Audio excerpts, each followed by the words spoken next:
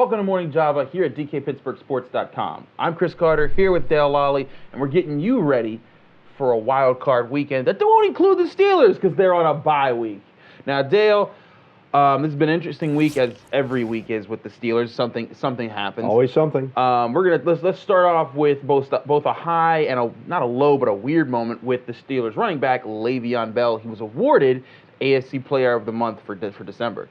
He was, and it was the strange thing about that with Chris is that he didn't play the last game. They played 5 games last month. And they kind of rested him for the second half of the Texans game. Yeah, so he played 5 games, averaged 143 yards a game, and scored 6 touchdowns in 4 games. So a very productive month for Le'Veon Bell. He also won AFC Player of the Month last December. Mm-hmm. So he's a December kind of guy, apparently.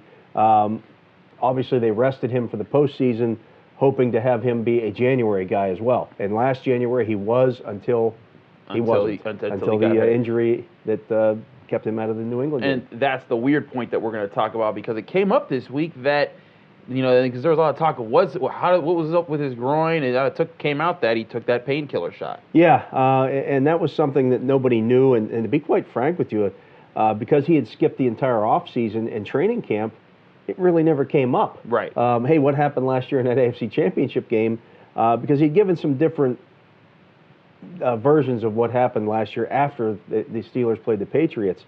First, he said that the Steelers didn't know about the injury. Then he said later that they did, and they'd been treating it. Well, obviously, they did know about it. He took the pain-killing shot of Toradol before the game and re-aggravated that injury, or aggravated it. You can't re-aggravate something. Yeah. He aggravated the injury on his 6th carry, or right before his 6th carry. He only had 6 carries in the game and was not able to go in that game. And that, of course, was a killer for the Steelers, who were already playing without some of the major stars that we now see with there was no Martavis Bryant. Right. There was no Juju Smith-Schuster. No. You look at the tight end position, Vance McDonald's giving him another playmaker there. Yeah, I mean, when you look at that game, they were already decimated. Like you said, they were down to their 5th, 6th, and 7th receiving options. Kobe behind Hamilton. And DeMarcus Ayers was in the game. Like that's how he's rough not even it was. in the league right now. Right, because he went to the Patriots practice squad, and we saw how long that lasted.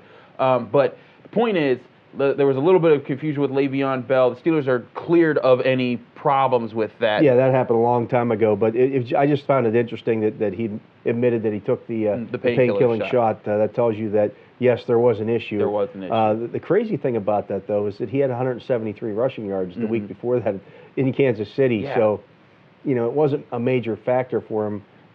He just wasn't able to go in that game. Yeah, just a really odd situation. But the Steelers are hoping that doesn't happen again in these playoffs. And now we're going to switch away from the Steelers a little bit, because they're not playing this weekend. They're not resting. They're practicing, and they were practicing in pads this week, as Mike Tomlin made sure everyone knew.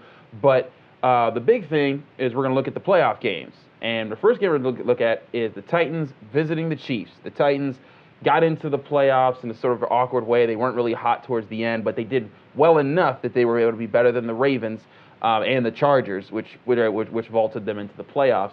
So, but they're going to a Chiefs team that started off amazing. Alex Smith was being called the potential MVP 5 weeks into the season. Then they lost to the Steelers, and then they sort of fell off a cliff for a while. But they got a little hot at the end.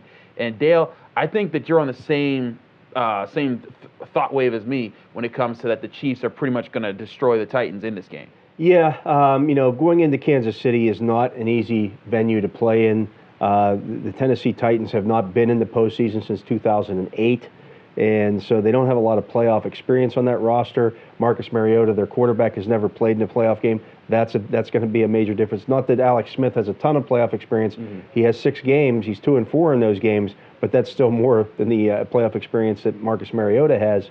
And I just that Titans team is just not ready to go into a venue like that and win. It's just not going to happen. Yeah, I mean, we saw when they came to Heinz Field and they got utterly destroyed. And not that the Chiefs are a better team than the Steelers, but that's a playoff atmosphere where the Chiefs, they're hungry. They lost to the Steelers at home last year in the divisional round. They want to prove themselves, and they've proven they could beat the team that's the 1 seed in the AFC right now.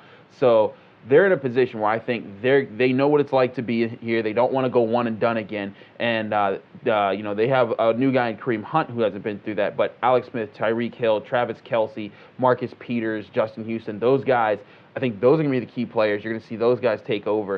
And I just don't think the Titans really have an answer on either side of the ball that's going to neutralize those advantages. No, they'll try to run the ball and take, kind of play ball control against the Chiefs. And the Chiefs have, as you mentioned, gotten hot. Won their last 4 games, and it all coincided with Andy Reid giving up the play calling duties, which is kind of weird because he is just he's one of the best play callers in the league. It's just bizarre. I mean, he's made a living off of his offenses being creative for 2 decades now at least. I mean, I think he's one of the best in the league, and sometimes as the head coach, you kind of have to take a step back to go forward. And I think in this case, he made the right call. And he's still designing the plays and coming up with the scheme and what they're going to attack with. But I think it gives him more of an opportunity to be that CEO on the sideline and worry about the defense and timeouts and that stuff instead of worrying about what play am I going to call in the next series. All right, but let's end this on a prediction. What's going to be your final score for this game? I think the Chiefs win this one. Let's say 24-13. 24-13. I'm going to say around 31-20. You like those high-scoring games. I like those high-scoring games, especially when you got these quarterbacks, man. I think they're going to try to show out. There's going to be a lot of throwing around, but I think the Chiefs are going to put up the points, and those are going to be garbage points for the Titans. Now, Dale, let's talk about the other game. An interesting matchup. The Buffalo Bills got into the playoffs in a very crazy manner. The first time since 1999. They're going to face the number 3 seed in the AFC, the Jacksonville Jaguars. Jaguars, obviously heavy favorites. They're the home team. Their defense has been for real all year. They have 4 Pro Bowlers on that defense. Do you see that? And now also the question is, can LeSean McCoy play for the Bills? It's not really looking good for that. Do you see any way for the Bills to negate that Jaguars defense? I think the only way Buffalo wins this game is if there's some kind of, maybe North Korea fires off a missile and it somehow hits Jacksonville before Buffalo lands there. Nukes. No, they have no chance. None. Sorry, Bills Mafia. Enjoy your parting gifts. You're going down there to lose. It's not going to happen. Goodness. Especially if Shady McCoy doesn't play. Yeah. They've got no shot. They just don't have the defense to really. I mean, they have one of the worst rushing defenses in the NFL, and they're going up against Leonard Fournette and a team that loves to just pound the ball. And Tyrod Taylor has been sacked 45 times this year. He's going to be under despite his escapability. Yeah. If they don't have LeSean McCoy in that game, he may get sacked 45 times in this game. And I think on top of that, you have to look at Tyrod Taylor's never been known as a deep ball guy. That's going to allow this Jaguars secondary with 2 Pro Bowl corners in Ramsey and Bouye. They're going to be playing aggressive to play those underneath routes. And I think that's just going to lead to so many problems for Tyrod Taylor when he's trying to process what they're doing. Yeah, it's going to be ugly. I don't know that the Jaguars offensively are going to run up the score. It's not going to be a 40-7 game or anything like that unless the Bills turn the ball over a bunch of times. And you also have Blake Bortles on the other side. Yeah. And he's got 5 interceptions in the last 2 weeks. He's suddenly woke up and remembered, hey, I'm Blake Bortles. And this is his first playoff game. His first playoff game. Tyrod Taylor has been on playoff teams before. He was with the Baltimore Ravens when they were in the postseason, but he's never played in a playoff game either. And that's going to matter in this game. But, I would have thought, had the Jacksonville Jaguars gotten any other matchup in the first round, even if that would have been the Chargers or the Ravens, they're losing. They were ripe for the picking. Buffalo is the one team that they could beat. Well, that being said, let's give me a number. You said you don't think it's going to be high on Jacksonville's end. What do you think it's going to be? I think they win this one 27-10. Well, I'm going with a number lower than yours, sir. I'm going to say 23-9. Jaguars. I had to specify that. And now it's time for What's in Your Cup, the segment where we take your questions in the comments section on our Morning Javas and answer them live on the air. This question's come from Rhinoceros, who asks, where do you see Cam Sutton fitting in this team next season? As a William Gay replacement? An Artie Burns replacement? Or if so, is Artie Burns equipped to replace Gay in sub packages? Now, Dale, I talked about this a little bit in my midweek reader about what they're doing now. What do you think Cam Sutton's going to do? Because I have my opinions. Well, they've got 7 cornerbacks right now under contract for next season. That's crazy. So, first of all, they're not drafting another cornerback next year. They're good. They're good at that position for once. The way he fits in is, yes, as a potential replacement. Well, he's going to replace William Gay. They're going to have 6 cornerbacks under contract. Yeah. once they get into the off season here, because William Gay will not be back next year. It's just he's not fast enough to play in the game. But Cam Sutton is a smart guy. He's already shown that jumping on a moving train and not missing a beat. At the very least, he replaces Gay as the dime cornerback. Can he push Mike Hilton for the nickel spot? That's the question. He's not pushing Artie Burns out of the starting lineup. Artie Burns is a very good outside the numbers cornerback. You wouldn't take that guy out of that position. No. And I think the only time you do is if you're trying to confuse someone. And what Cam Sutton might be able to do for this team is that then because he's shown like he can do some coverage outside the numbers.